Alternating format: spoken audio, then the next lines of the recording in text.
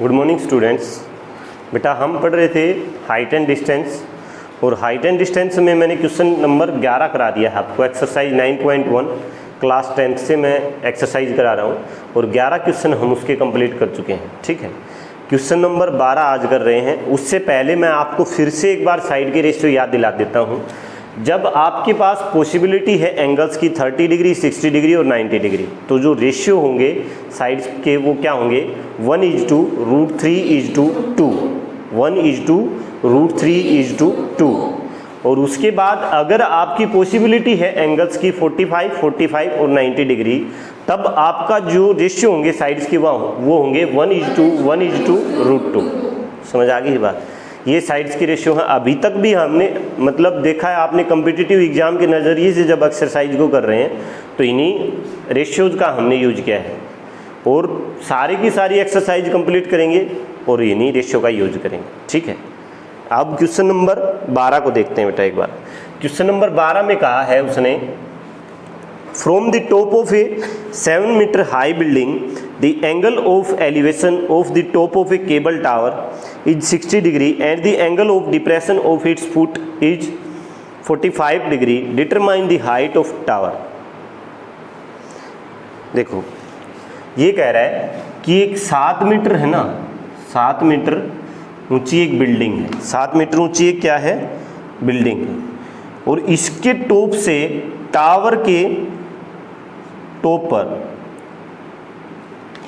एक टावर है। इस तरह से कोई टावर है, टावर लगा हुआ है इस तरह से कोई, इसको यहाँ तक कर 7 मीटर, और इसके साथ जो एंगल ऑफ एलिवेशन इसके टॉप पे बन रहा है ना, इसके टॉप पे जो एंगल ऑफ एलिवेशन बन रहा है वो कितने डिग्री बन रहा है, यहाँ से 60 डिग्री बन रहा है। कितने डिग्री बन रहा है बेटा, 60 डिग्री। फिर कह रहा है कि इसके टॉप से इसके फुट पे angle of depression, angle of depression, depression का मतलब क्या, ऊपर से नीचे की तरफ देख रहे हैं। ठीक है, तब ये एंगल जो है वो कितने डिग्री बन रहा है, ये एंगल बन रहा है अपने पास कितने, 45 डिग्री। अगर ये 45 डिग्री बन रहा है एंगल ऑफ डिप्रेशन, तो इसके इक्वल होगा, कोई इस चीज़ में तो कोई दो राय है ही नहीं। मैंने बता रखा है आपको, एंगल ऑफ एलिवेशन जो है, एंगल ऑफ डिप्रेशन और एंगल ऑफ एलिवेशन क्या होंगे, इक्वल होंगे एक लाइन पे। यहाँ पे एंगल ऑफ डिप्रेशन अगर बन रहा है 45 डिग्री, तो यहाँ पे इसके इक्वल होगा। ठीक है ना, 45 डिग्री ये एंगल होगा। क्यों, क्योंकि ये अल्टरनेट एंगल है। कौन से हैं, एकांतर कोण है, एकांतर कोण। समझ आ गई बात। अल्टरनेट एंगल है, दो पैरेलल लाइन है, उसको एक क्या काट रही है, ट्रांसवर्सल काट रही है। तो अल्टरनेट एंगल क्या होते हैं बेटा, इक्वल होते हैं। पढ़ी है प्रॉपर्टी हमने पहले भी।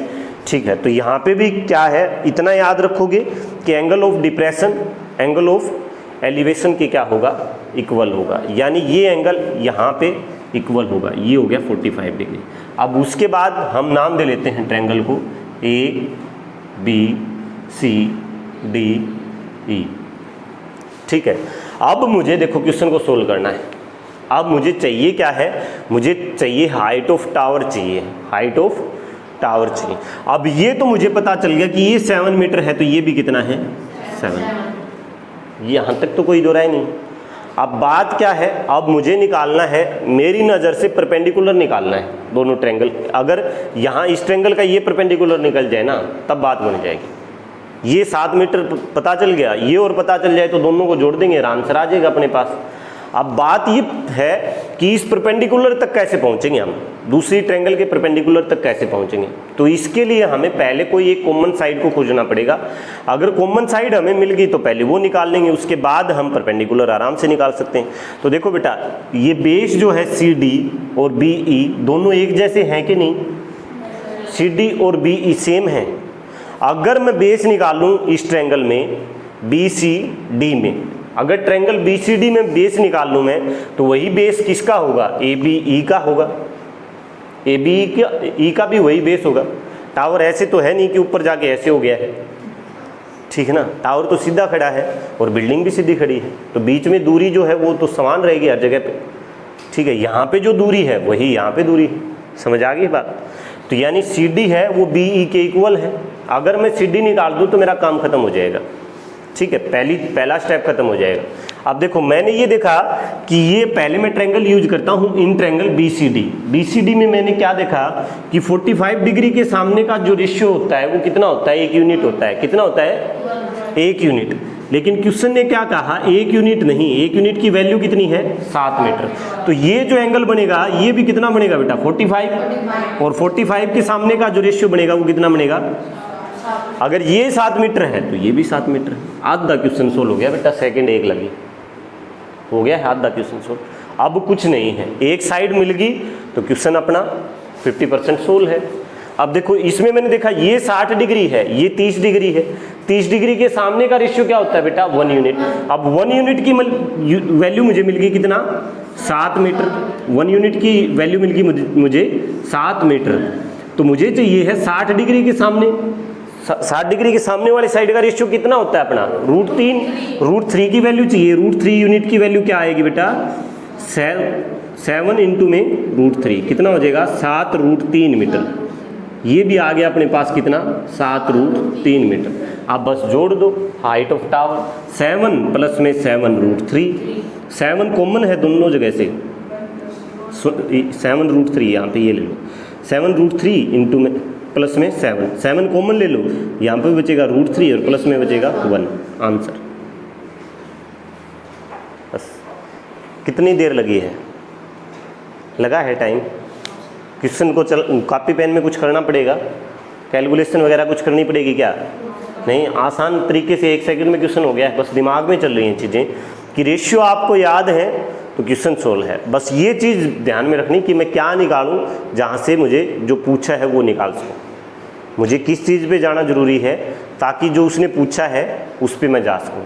ठीक है, मैंने ट्रायंगल के अंदर देखा कि यहाँ से मैं अगर ये निकालूँ, बेस निकालूँ, तो बेस इसका इक्वल होगा इसके, ये निकल गया तो ये साइड ईजी है मेरे लिए। आंसर। कोई समस्या है, पक्का? एक बार अच्छे से कराऊँ क्या क्वेश्चन को, ये समझ आ गया, आ गया है? मेरे ख्याल से अब तक जो बच्चा पढ़ रहा है ना कंपटीशन, और उसको अब भी समझ नहीं आ रहे हैं तो आएगा भी नहीं। ठीक है, अब इसको करते हैं जनरल मेथड से क्वेश्चन को। ठीक है, जनरल मेथड से देखो बेटा, क्लास 10th के लिए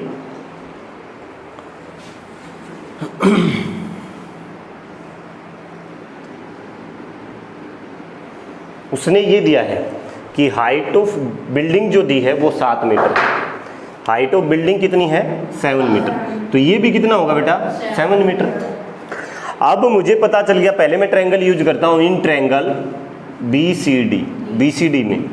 अब मुझे दिया क्या है, परपेंडिकुलर, और निकालना क्या है, बेस। परपेंडिकुलर अपॉन बेस क्या होता है बेटा, tan थीटा, और tan थीटा की वैल्यू यहाँ पे कितनी है, 45 डिग्री, और परपेंडिकुलर कितना है अपना BC, और BC की वैल्यू कितनी है 7, और बेस कितना है CD, इज इक्वल टू आ गया कितना, tan 45, और tan 45 की वैल्यू आ गई अपने पास 1, तो 7 इज इक्वल टू क्या, CD। इसको क्रॉस मल्टीप्लाई करेंगे तो CD की वैल्यू आ जाएगी बेटा कितना, 7 मीटर। तो यह आ गया अपना 7 मीटर। तो क्योंकि CD है वो इक्वल है BE के, तो इसलिए BE भी कितना हो जाएगा बेटा, 7 मीटर हो जाएगा। कितना हो जाएगा, 7 मीटर हो जाएगा। ठीक है, BE आ गया 7 मीटर। तो अब मैं ट्रायंगल यूज करता हूं इन ट्रायंगल ABE में। फिर से परपेंडिकुलर मुझे निकालना है, बेस मुझे दिया है, परपेंडिकुलर क्या है AE और बेस क्या है BE। ठीक है, ये हो जाएगा tan थीटा, और थीटा की वैल्यू अब की बार कितना है बेटा, 60। ठीक है, तो AE अपॉन BE, और tan 60 कितना होता है बेटा, √3। हमें दिया है B की वैल्यू दी है ना, BE AE is equal by 7 is equal to आ जाएगा √3/1। क्रॉस मल्टीप्लाई करेंगे तो AE की वैल्यू आ जाएगी बेटा कितना, 7√3। कितनी आ जाएगी, 7√3, 7√3 AE की वैल्यू आ गई। अब हमें निकालना था height of tower. Height of tower क्या होगी बेटा, AE प्लस में ED, क्या हो गया, AE प्लस में ED। AE की वैल्यू कितनी है बेटा अपने पास, 7 मीटर, सॉरी 7√3 है, और प्लस में BE कितना है, अच्छा ED चाहिए है, तो ED7 है, ED7, ठीक है। तो इन दोनों को जोड़ देंगे तो 7 मुझे कॉमन दिख रहा है, अंदर बच जाएगा √3 + 1 मीटर। आंसर। कोई समस्या है क्वेश्चन के अंदर? पक्का?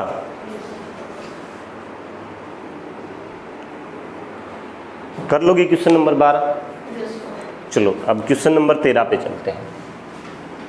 कुछ नहीं है, बहुत ही इजी क्वेश्चन है सारे के सारे। क्वेश्चन नंबर 13 देखो बेटा।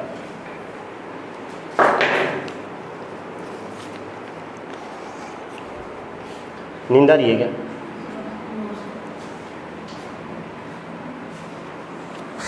As observed from a top of 75 meter high lighthouse from sea level, the angle of depression of two ships are 30 degree and 45 degree. If one ship is exactly behind the other on the same side of the lighthouse, find distance between two ships. देखो ये कह रहा है कि एक समुंदर के अंदर लाइट हाउस बना हुआ है और दो जहाजें हैं ना, वो लाइट हाउस की तरफ चल रही है।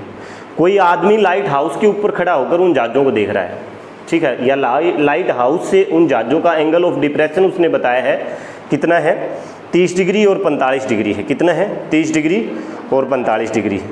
और उसने क्या बता दिया है? लाइट हाउस की ऊंचाई बता दी है और एंगल ऑफ डिप्रेशन दिया है। इसका मतलब ये किसके इक्वल होगा? एंगल ऑफ एलिवेशन के इक्वल हो जाएगा, ठीक है। देखो एक बार फिगर से समझते हैं एक बार। उसने कहा है समुद्र में इस तरह से कोई लाइट हाउस है, यहाँ से एक शिप पर इस तरह से नज़र रखी जा रही है और फिर दूसरी शिप जो इसके पीछे इसी लाइट हाउस की तरफ आ रही है, वो इस तरफ इसके पीछे चल रही है, ठीक है। तो जो एंगल ऑफ डिप्रेशन जो बन रहा है ना, वो कहाँ पे बनेगा बेटा? पहली शिप के लिए तो यहाँ पे बनेगा। पहली शिप के लिए एंगल ऑफ डिप्रेशन कहाँ पे बनेगा? पहली शिप के लिए एंगल ऑफ डिप्रेशन ये बनेगा बेटा, ये। तो ये होगा इसके इक्वल। दूसरी शिप के लिए एंगल ऑफ डिप्रेशन बनेगा ये, और ये होगा इसके इक्वल, ठीक है। अब ये बात कि पॉइंट से जितना दूर जाते जाएंगे ना, उतना एंगल कम होता जाएगा, और जितने नज़दीक जाते जाएंगे, ये लाइन ऐसे होती जा रही है ना, तो उतना एंगल बढ़ता जाएगा, ठीक है। तो ये एंगल कितना है? 45 डिग्री है, 45 डिग्री, और ये एंगल कितना है? 30 डिग्री, ठीक है। अब नाम दे लेते हैं ABCD, ठीक है। हमें निकालना क्या है? ये एक जहाज है C और ये एक जहाज है D, इन दोनों के बीच की दूरी हमें बतानी है, ये हमें निकालना है। CD के बीच CD निकालना है हमें, ठीक है।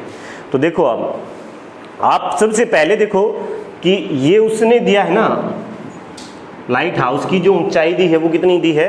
75 मीटर दी है, 75 मीटर दी है, ठीक है। अब सबसे पहले हमें एक चीज़ दिखाई दे रही है कि 75 मीटर जो है वो कॉमन है, दोनों ट्रायंगल के अंदर आता है, आता है कि नहीं? तो यहाँ से मुझे चाहिए क्या है? एक चीज़ कॉमन मिल गई, तो मैं पहले दोनों ट्रायंगल का बेस निकाल लेता हूँ। एक ट्रायंगल का बेस क्या होगा बेटा? अगर मैं ट्रायंगल लेता हूँ ABC, तो बेस आ जाएगा अपने पास BC, ठीक है। फिर मैं ट्रायंगल लूँगा ABD, तो फिर अपने पास आ जाएगा BD। अब BD भी आ गया और BC भी आ गया, तो CD आ सकता है क्या? कैसे आ जाएगा? BD माइनस BC, तो कौन बच जाएगा? CD बच जाएगा, दोनों जहाज के बीच की दूरी बच जाएगी, आंसर आ जाएगा। समझ आ गई बात? तो पहले ट्रायंगल यूज करते हैं हम ABC। तो मैंने देखा कि 45 डिग्री है, और 45 डिग्री के सामने का रेशियो क्या होता है बेटा? 1 यूनिट, और 1 यूनिट की वैल्यू कितनी है? 75 मीटर है। कितनी है? 75 मीटर। तो यहाँ पे भी एंगल कितनी डिग्री का बनेगा? 45 डिग्री का बनेगा, 45 डिग्री का बनेगा, और 45 की सामने की साइड का रेशियो क्या होगा? 1 यूनिट, और 1 यूनिट की वैल्यू हमें पता है कितनी होगी बेटा? 75 मीटर होगी। तो एक चीज़ क्लियर होगी कि हमें पता लग गया BC का, 75 मीटर आ गई। समझ आ गई बात? अब मैं ट्रायंगल बड़े वाली यूज करता हूँ बेटा। बड़े वाले ट्रायंगल को जब मैंने यूज किया तो मैंने देखा कि ये जो एंगल है इन ट्रायंगल ABD में ये एंगल 30 डिग्री का है, और 30 डिग्री के सामने की साइड का रेशियो क्या होता है बेटा? 1 यूनिट। कितना होता है? 1 यूनिट। यानी इस ट्रायंगल के अंदर भी 1 यूनिट की वैल्यू है, वो कितनी है? 75 मीटर है। और अब यहाँ पे जो एंगल बनेगा ना, इस ट्रायंगल के अंदर ये जो एंगल बनेगा, ये कितने डिग्री का बनेगा? 60 डिग्री का। और 60 डिग्री के सामने वाली साइड का रेशियो क्या होता है? √3। तो 1 यूनिट की वैल्यू 75 है, तो √3 की वैल्यू कितनी हो जाएगी? 75 √3 मीटर। कितनी हो जाएगी? 75 √3। यानी बी डी की वैल्यू कितनी आ गई मेरे पास 75√3 मीटर।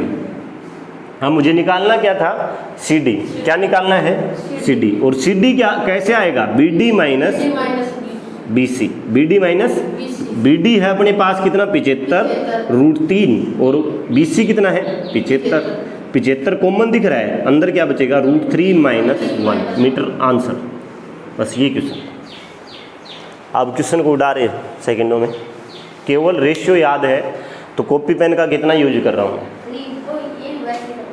कितना यूज कर रहा हूँ है, कॉपी पेन कितना यूज कर रहे हैं हम, और बेटा हैं हाँ बेटा अगर आप अपने दिमाग से करोगे, अभी समझा रहा हूँ मैं, तो सेकंडों की क्वेश्चन है, ठीक है, बहुत ईजी है। अब इसी क्वेश्चन को बेटा देखते हैं जनरल मेथड से। जनरल मेथड से इस क्वेश्चन को किस तरीके से करेंगे।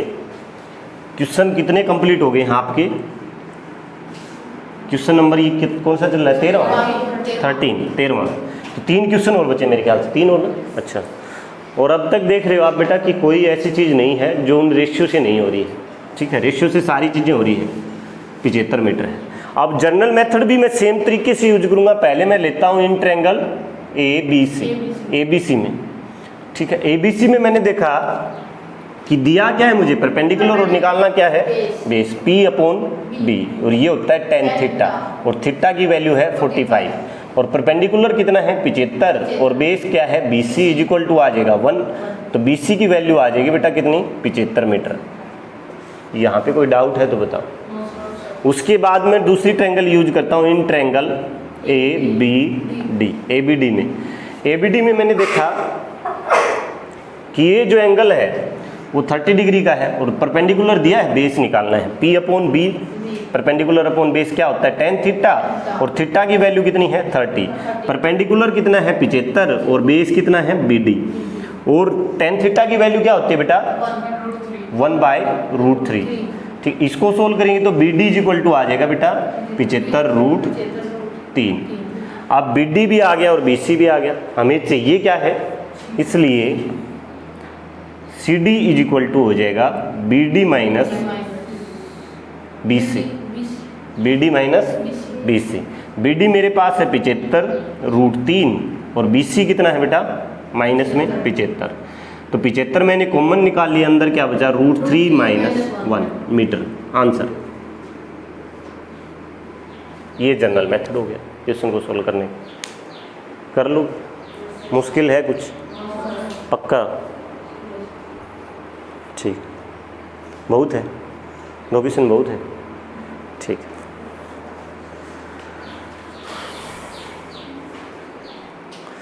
ठीक है बेटा, 3 क्वेश्चन और रह गए हैं। एक्सरसाइज 9.1 के क्वेश्चन नंबर 14, 15 और 16, 3 क्वेश्चन रह गए हैं। नेक्स्ट क्लास में तीनों क्वेश्चन कर लेंगे, ठीक है। ओके बेटा, थैंक यू।